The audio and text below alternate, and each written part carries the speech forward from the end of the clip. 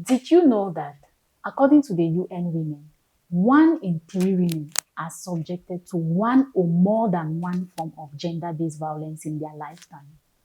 Did you also know that, according to the Futures Without Violence, 1 in 5 men are subjected to one or more than one form of gender-based violence in their lifetime?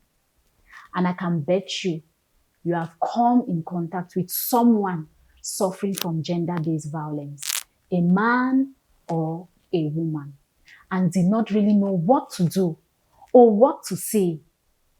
So today's video is all about exploring best possible reactions to survivors of gender-based violence. Welcome to the For Equality Initiative.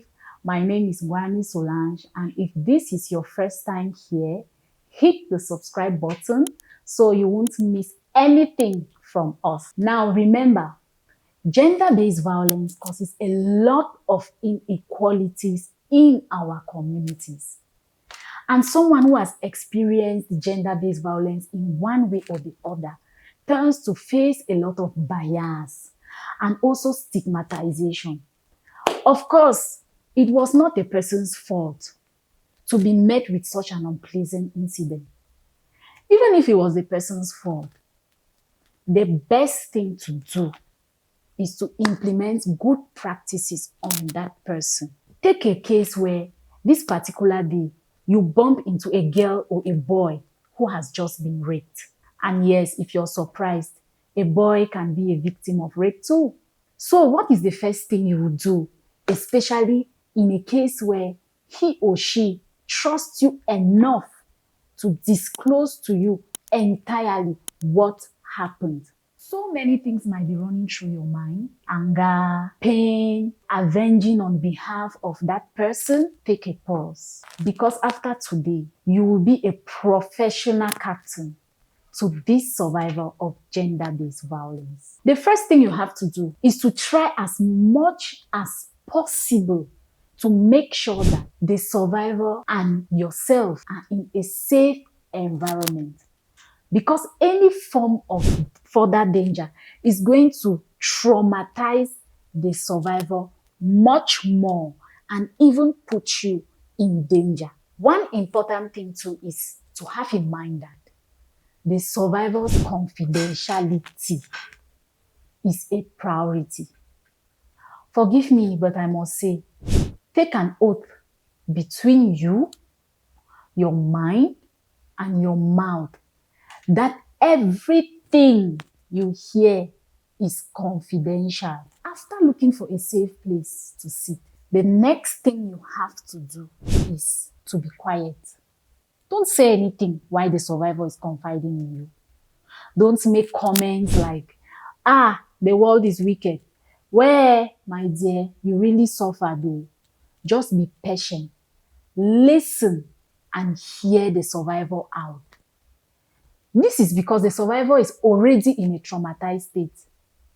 Being in a traumatized state, further comments is going to aggravate the trauma and even go as far as making the survivor to maybe think they are being judged.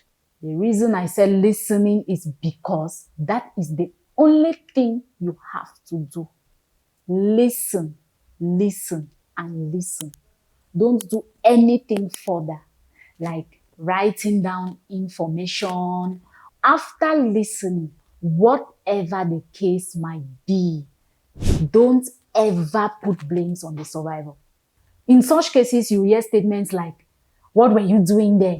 First of all, look at how you were dressed. Why didn't you shout?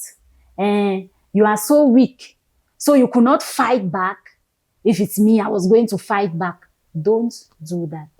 That is not the time to blame, to judge, or to give advice to a survivor of gender-based violence. Concentrate on making the survivor know that you believe every bit of everything they said, and make them to understand that it was not their fault that such a bad thing had to happen. When you have done that, make sure it ends there.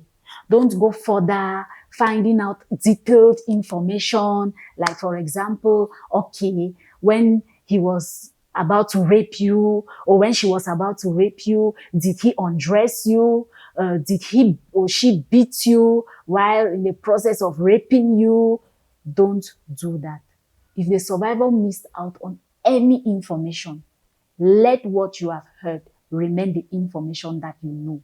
The only thing you can do is to give additional information to the survivor on possible solutions that the survivor can use to make he or she better, like facilities that will help them positively, like NGOs that are specialized in trauma healing and gender-based violence cases, like hospitals or any other necessary establishment. Remember, when you give this information to the survivor, don't make any further decision. Don't pressurize the survivor to get to these facilities.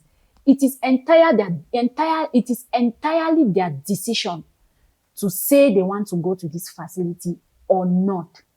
And in a case where the survivor is a minor, make sure that they are accompanied by someone to these facilities. They shouldn't go alone. And the survivor should choose the person they wish to accompany them. Let them be the ones to choose, because that is the person they will be much more comfortable with. So guys, I hope this information was helpful. Give us a thumbs up if you found it useful. And if you felt it wasn't useful, press the thumbs down button 2 times. If you think there is something we missed out, put it down in the comment section. And don't forget to subscribe. See you in the next video.